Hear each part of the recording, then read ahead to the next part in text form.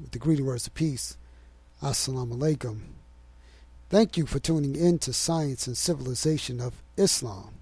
I am your host, Brother Elijah Shabazz, and today's topic is the language of the birds. In January of 2008, the government of Saudi Arabia made an arrest. It was a very unusual arrest because the individual they arrested was a vulture. And when I say vulture, I don't mean that we're talking about a human being in a derogatory term. We're talking about an actual vulture. And this vulture was accused of being a spy for the Israeli government. Iran made a similar capture in 2008, where they accused a pigeon of also spying for the government of Iran. Now, some would read a news story like this or hear about it and think that these governments are going a bit too far.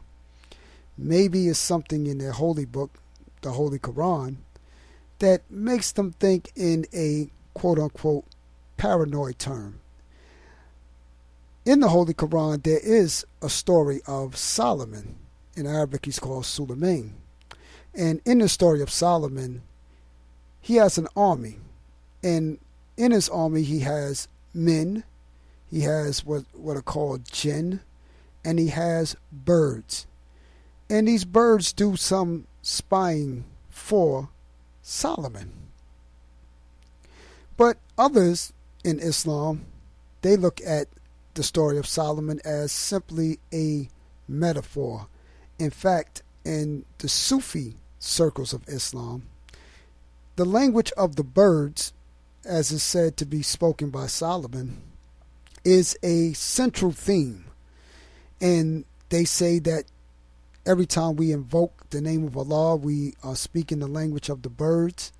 Also, that this language of the birds is the language of the angels. And they talk about this particular state, this highest state of existence that the human being arrives at. And when he arrives or she arrives at that state, that they speak this language of the birds. The Honorable Elijah Muhammad said of his teacher, Master Farad Muhammad, that he went into the jungle, meaning Farad Muhammad went into the jungle of Africa, and while he was there, he studied the birds. And he said that the language of the birds mean that the bird is of a higher intelligence than the beast. In the Holy Quran, I should say in the translations of the Holy Quran, these ayats are called verses by the English translators. And in Arabic, ayat means a sign.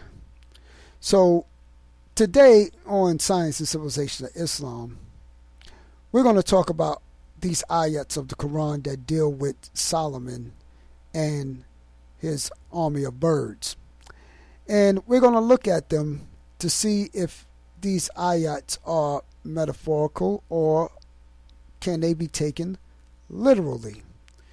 Ayats in the Quran are also his creation, or the creation of Allah, which the Quran says among our creation is the heavens and the earth standing firm. So that everything we study in creation and every creature we study is a sign of the idea of the Creator who created it.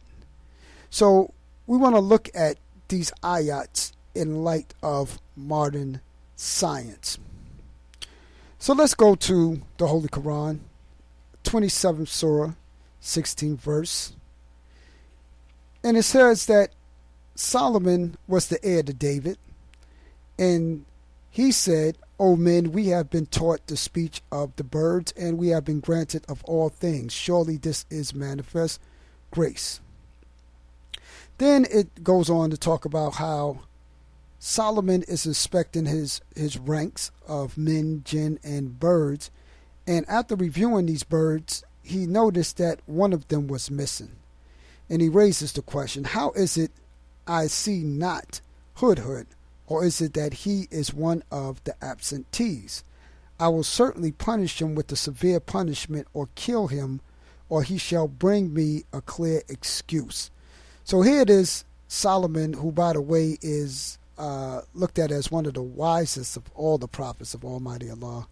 And this prophet is upset that one of his soldiers is AWOL, absent without leave, and this soldier knows that he's had a report time and wasn't there at the time he's supposed to. And what Solomon says is that if this soldier, who happens to be a bird, doesn't give him a good excuse, he will punish him or kill him. And he tarried not long, meaning the bird, then said to Solomon, now here's the bird talking to Solomon, I have compassed that which thou hast not compassed, and I have come to thee from Saba with sure information. I found a woman ruling over them, and she has been given up everything, and she has a mighty throne. I found her and her people adoring the sun instead of Allah, and the devil has made their deeds fair seeming to them, and turned them from the way, so they go not aright, so that they worship not Allah, who brings forth what is hidden in the heavens and the earth, and knows what you hide and what you proclaim. So this bird was on a spy mission, and he makes all these observations. Now, what's odd is that human beings, we could look at a group of birds. We don't know which bird is the leader. We don't know which bird is the follower. We may be able to tell which, the young bird from the older bird, of course, but all these other things about their politics and what they're talking about, that we can't observe. But here's a bird who is a different species than us looking in on us. And this bird is able to observe exactly who's ruling, what they're worshiping, which is, very interesting. And the bird is also able to observe who caused them to worship what they worship. Now, this is great observation for a human being, much less a bird. So after the bird gives Solomon this report, Solomon says to the bird, because Solomon doesn't believe the bird, he thinks the bird is making an excuse for not being in ranks on time. So Solomon says, we shall see whether thou speakest the truth or whether thou art a liar. Now he gives the bird a mission. Take this my letter and hand it over to them. Then turn from them and see what they return. So he sends them on a mission. And the story goes on to talk about how the bird carries out the mission of Solomon. So, again, maybe the government of Saudi Arabia and Iran is reading a little too much into this story. But let's go over a little history. In the 12th century, the government of Baghdad was well aware of the capabilities of pigeons, and this is evident in the fact that they were using pigeons as a courier service. In fact, it was the main courier service of sending and retrieving messages because birds were faster than any human being or horse on foot in terms of delivering a message as far as from Baghdad all the way to Syria. So the Muslims in Baghdad read this story in the Quran and put it to work and verified that what the Quran said is absolutely true, that birds can be used as messengers. Later governments followed, such as the government of Germany, and used birds during wartime to send messages to the troops on the ground to help coordinate attacks or coordinate retreats, or all purposes that you use other messages for in the army to send messages. Some birds were even awarded medals for the roles that they played in all the way up into World War II. They have these heroes that are birds. So now we know that birds can be used as messengers. So that part of the story has been verified. Keeping time. Well, we know that every morning birds are up for prayer.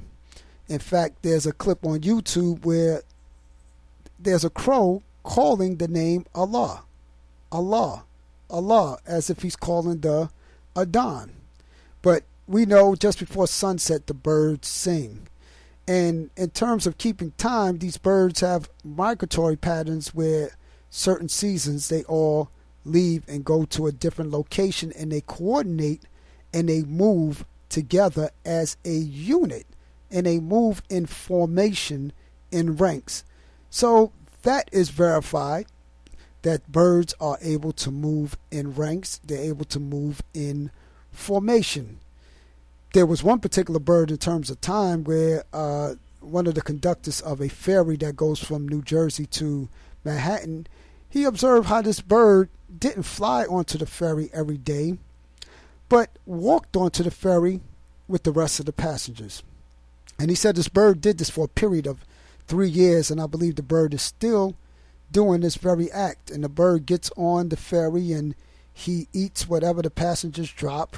And when the ferry docks in New Jersey, he gets off at the New Jersey station, and he eats at that station. And then when it's time to leave, the bird walks on to the ferry with the rest of the passengers and takes care of his business. And he does this every day, and has been doing it every day for 3 years. I myself, talking about pigeons, and by the way, pigeons are seen as one of the lowest on the totem pole when it comes to bird intelligence. But I was sitting out on the bench one day with my nephew one morning, and someone put out some bread for the birds, and I noticed that the birds swooped down, and the adult birds, if you will, they would not touch the bread. Now, I'm observing and I'm thinking maybe there's something wrong with this bread. Maybe it's stale. Maybe it's not good enough for the birds. What's going on? Why aren't they touching the bread?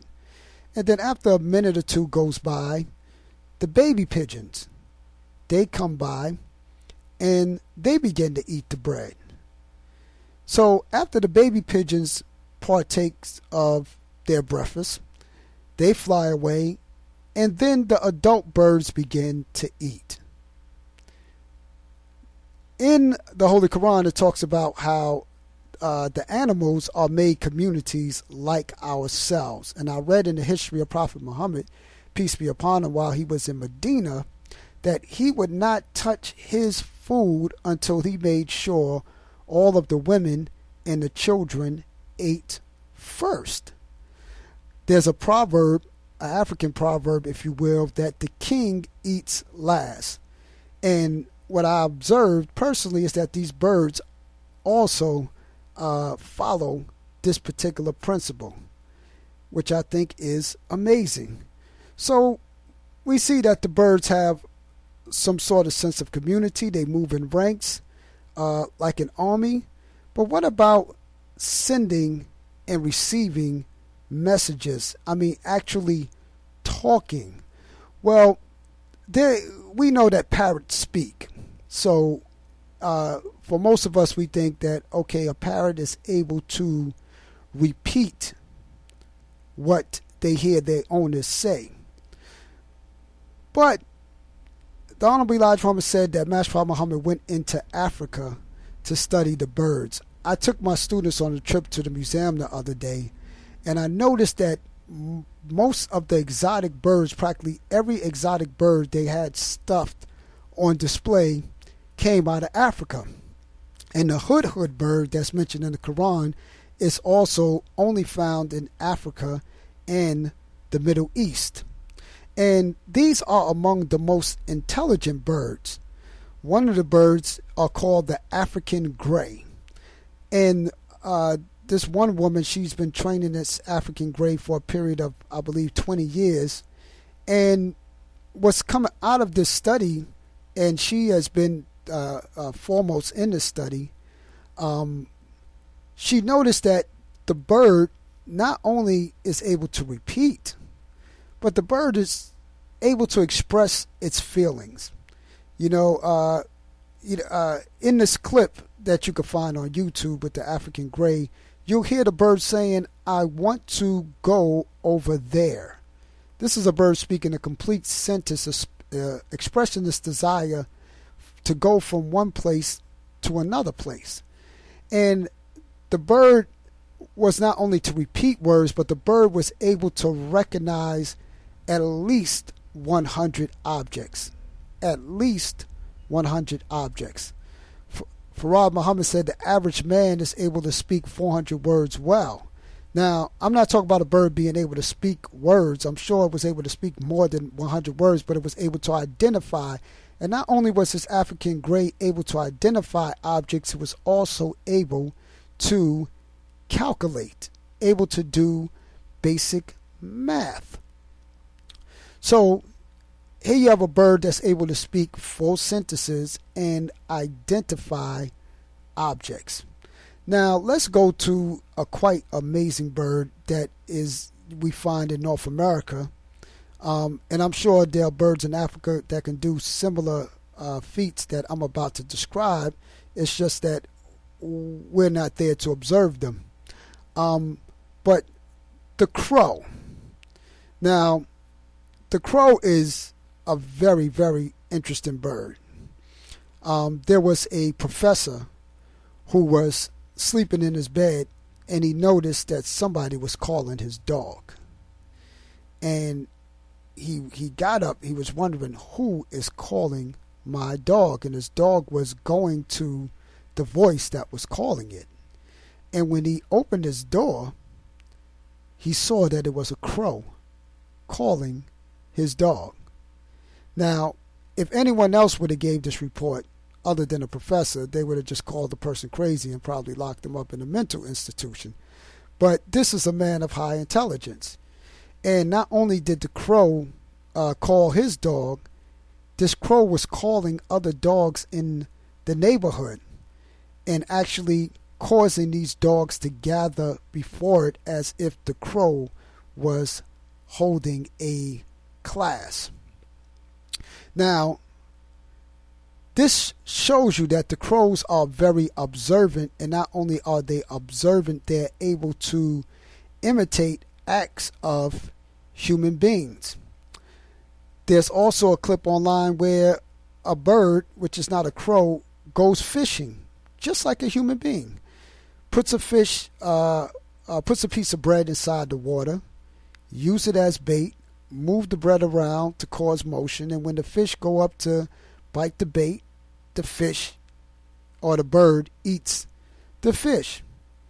There was actually a crow who watched a human being fishing, and this particular person took a rod, tied the string in the middle of the rod, and on the string there was a hook, and they opened up a hole inside of an icy pond, hung the stick across so that it won't fall into the hole, and with the string attached, the fish bite on the bait, and when a person comes back, they just retrieve their fish that is hooked onto the bait. But the crow observed what the human being was doing, and when the human being would leave, the crow swoops down, pulls the string up, holds it with his foot, pull, hold, unhook the fish, and then fly away with it. So this person thought that there was another human being still in this fish, but it came to find out that it was a crow, which learned the behavior of humans through observation. There's also Sammy the Seagull, as he's called, who goes in and steals his potato chips. He has a particular brand of potato chips that he likes. He just walks in the store, grabs a bag off the shelf, opens it up with his beak, and eats it. So there are also observations of crows drinking beer. They steal cans of beer. In fact, two crows will work together, grab a whole case of beer, fly away with it, open it up with their beak, and get drunk and fly into windows and trees and everything else. These crows are also known to have uh, uh, great skill in how to crack a nut. They'll drop it into traffic, wait until the light change, walk across the street, collect the cracked nut. Crows taking tools such as sticks and wires and bending them into hooks and using them to get what they want. So we see that, yes, crows have observation skills. Yes, they're African greys that can talk in sentences and communicate. And that these birds are great observers and they're able to imitate what they observe.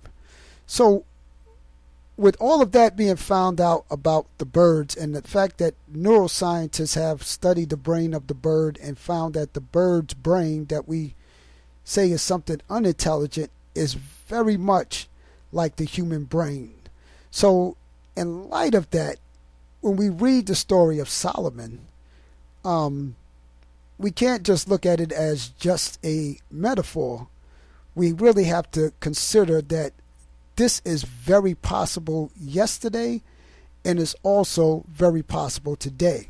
So now when I read a surah in the Holy Quran, when it says messengers on wings 2, 3, and 4, I'm not thinking some, spooky being flying through space on wings.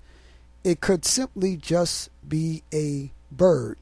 Because if it was Allah that taught Solomon the language of the birds, then most certainly every creature that Allah created has an aim and a purpose. So I thank you for tuning into this edition of Science and Civilization of Islam, and I hope you've benefited from our talk on the language of the birds. And at this time, I want to take your phone calls if you have any questions and comments, and we'll be back after this music interlude. Science and Civilization of Islam.